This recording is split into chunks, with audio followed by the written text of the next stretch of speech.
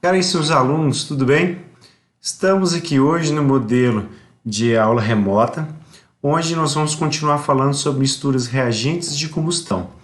Nós já falamos nas aulas presenciais sobre o que é uma combustão, o que caracteriza ela, os elementos que normalmente estão presentes nos combustíveis, o que representa uma queima completa, o que é uma queima incompleta, como que o combustível ele normalmente aparece em estado sólido, líquido ou gasoso, o que a gente espera das jazidas, de onde esses combustíveis são retirados.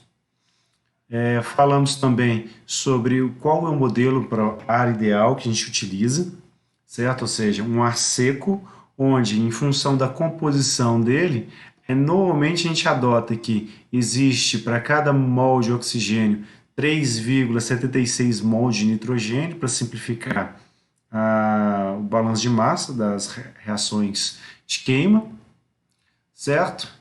E a gente falou também sobre a razão ar combustível e as utilidades que ela apresenta nos nossos cálculos. Fizemos alguns exemplos sobre queimas completas, queimas incompletas.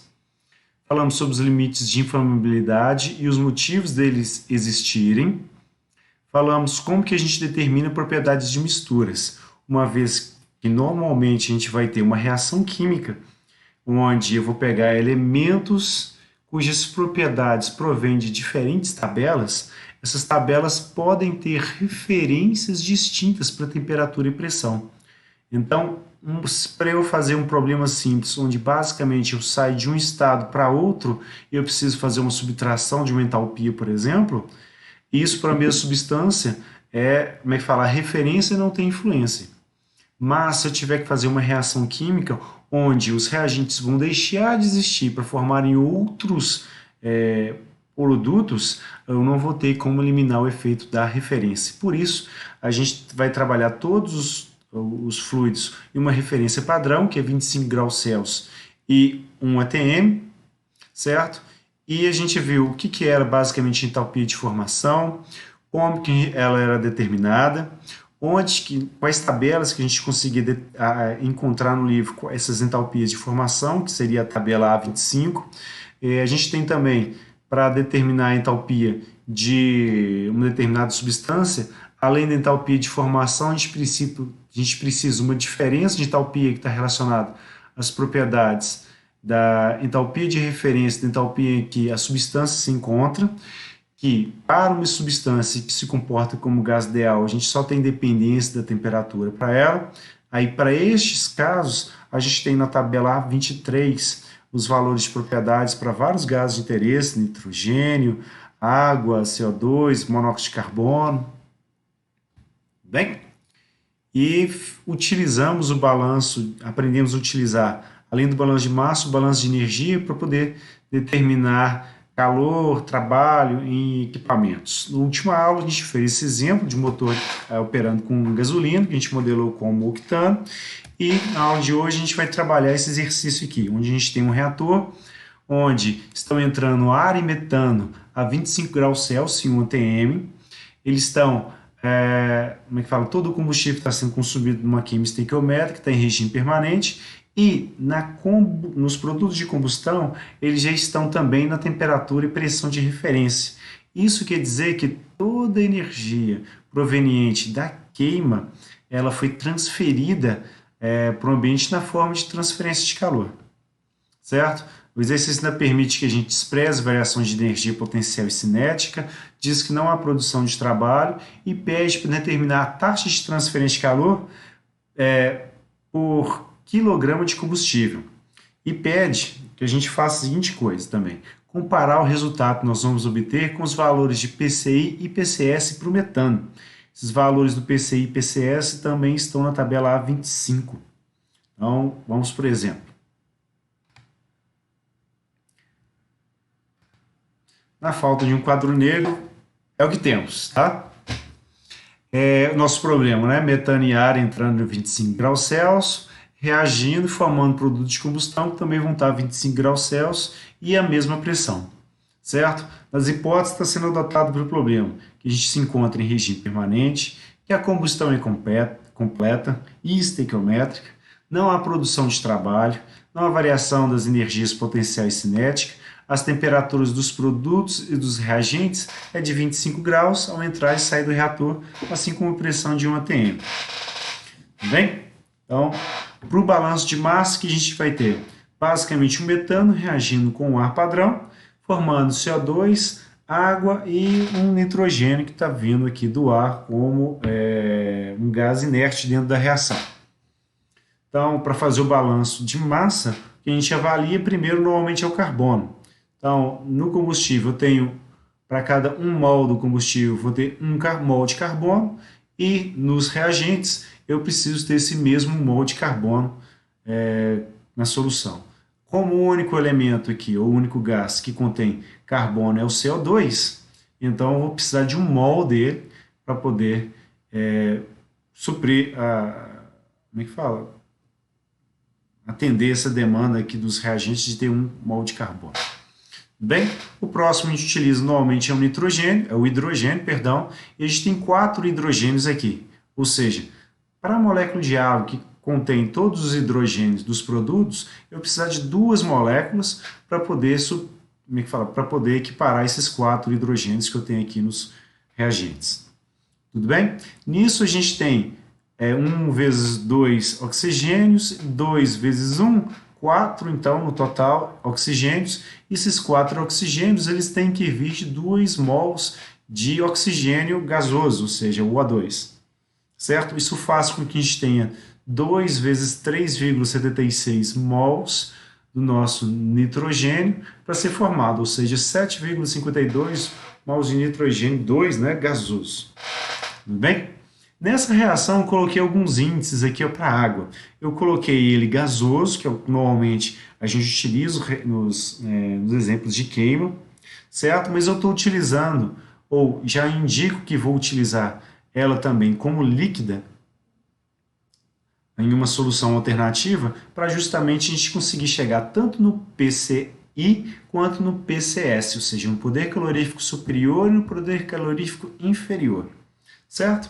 Com base no balanço de massa, a gente parte para o balanço de energia, onde basicamente a gente tem que a taxa de transferência de calor menos a potência, dividida pela vazão molar do combustível, ela vai ser um somatório da razão em número de mols que a gente tem para cada um dos produtos, por unidade de mol do combustível, vezes a entalpia daquele produto, menos o somatório do número de mols por mol de combustível que a gente vai ter para cada um dos reagentes, vezes a entalpia daquele reagente. Como a gente não tem trabalho, então também não teremos potência. Então, a nossa expressão da primeira lei da termodinâmica para o balanço de energia nessa reação, ela fica nesse formato aqui, onde basicamente a taxa de transferência de calor pela vazão molar do combustível, ela vai depender de, aí, para os produtos, eu tenho 1 mol de CO2, então vou precisar de 1 mol, ou 1, perdão, mol do CO2 por mol de combustível. A gente vai ter, então, razão de 1 para 1. Então, isso vai multiplicar a entalpia do meu produto, que vai ser, no caso, a entalpia de formação, mais a variação de entalpia, caso ele estivesse uma temperatura maior que a temperatura de referência. Como na saída o problema falou para a gente que ele está na referência, ou seja, esse ΔH para a gente vai ser zero, porque eu vou ter a entalpia de referência menos a entalpia de referência nessa diferença de entalpia aqui. Tudo bem? Então, para o segundo termo, que é a água, eu vou ter 2 moléculas de água para cada molécula de combustível. Então, isso vai multiplicar a entalpia de formação para a água mais o ΔH para a água. No caso, como a água vai estar saindo a 25 graus Celsius, a gente também vai ter um ΔH para ela zero. E vamos para o último reagente, que é o último produto, perdão, que é o nitrogênio. A gente tem 7,52 mols de nitrogênio para cada mol de combustível. Então, a gente vai precisar da entalpia de formação do nitrogênio, que na tabela A25 é zero. E para a variação de entalpia, como os gases na saída vão estar a 25 graus Celsius, esse termo também para a gente vai ser zero. No caso dos reagentes, eles vão ser negativos, então vamos subir aqui, ó. Vamos ter menos 1 mol de metano, né, para cada mol de combustível, vezes a entalpia de formação, mais o ΔH para o metano. Como na saída, como na entrada, o metano está a 25 graus Celsius, esse ΔH para ele é zero, certo? No caso do oxigênio, a gente precisa de 2 mols na reação, então o ΔH, a entalpia de formação na tabela A25 também é zero para o oxigênio, e como ele está entrando a 25 graus Celsius, o ΔH para ele também é zero.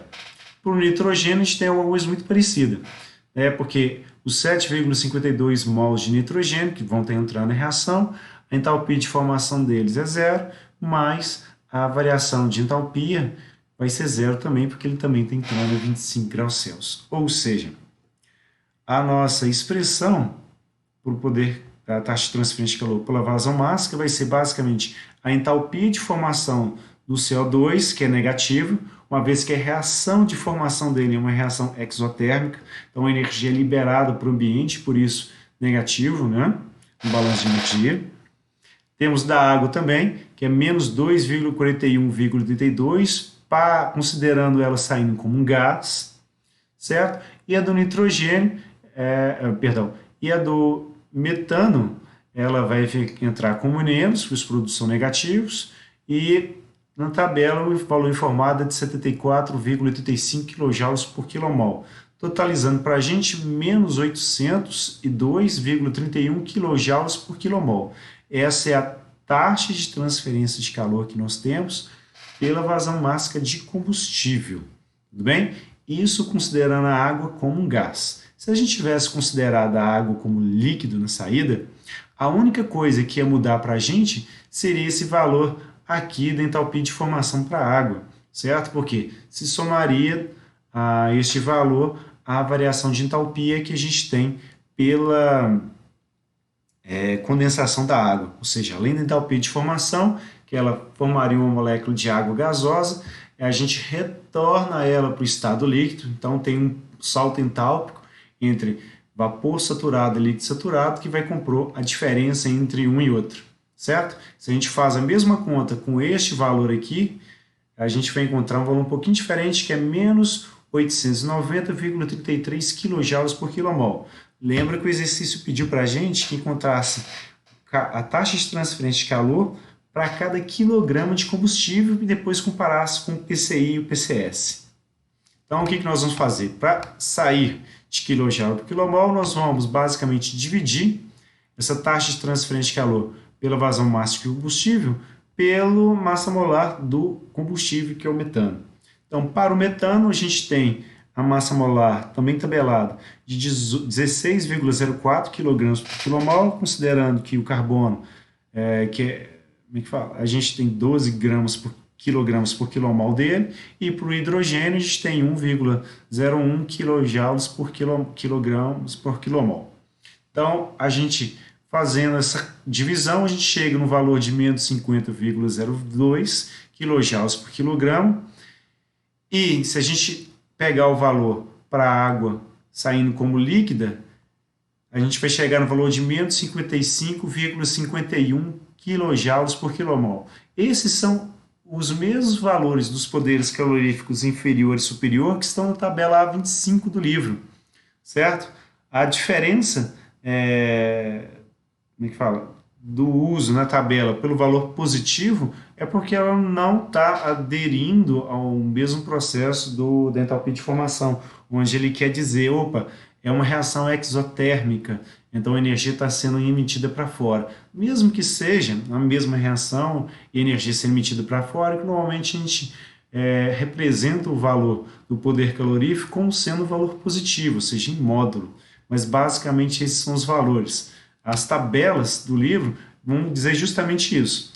Aqui as entalpias de formação foram consideradas como zero para o nitrogênio, para o oxigênio, que a gente já tinha, certo? E aqui no finalzinho ele dá para a gente qual que é o PCS e o PCI, certo? Para o metano, ele vai justamente mostrar isso para a gente. Então, a entalpia de formação dele aqui, menos 74,85, foi o valor que nós usamos no exercício, e para poder calorífico inferior e superior, a gente tem, superior e inferior, a gente tem esses valores aqui que foram os que nós encontramos.